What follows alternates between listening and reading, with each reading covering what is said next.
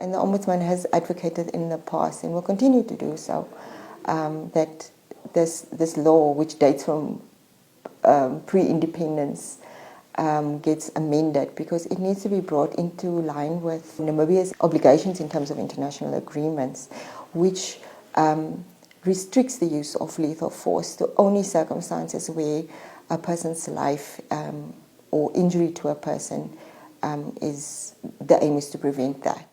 The 1989 Public Gatherings Proclamation was passed just 1 year before Namibia gained independence and ended the rule of apartheid in 1990. According to Ingrid Husselman, the Namibian constitution guarantees several freedoms, all of which are associated with public gatherings, but no rights are absolute, which means that limitations and restrictions can be imposed on those rights, particularly when national security and public order are at stake.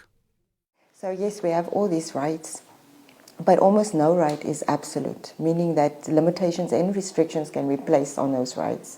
The Constitution says that in order to protect the sovereignty and the integrity of Namibia, as well as to maintain public order and national security, rights can be restricted.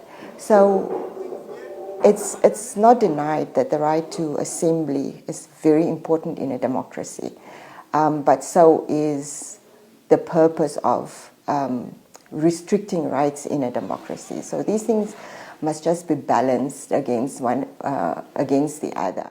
The Ombudsman's office received 638 complaints against and related to Nampol in 2019, an increase from 596 in 2018, and the Ombudsman investigated approximately 30 police stations and other public institutions. Husselman went on to say that part of the Ombudsman's annual program is to monitor all places of detention, such as police holding cells and correctional facilities, to observe the living conditions of people detained and to receive and resolve complaints against law enforcement agencies. Certainly, our statistics have indicated that the vast majority of complaints against institutions, the police seems to be on top of the list.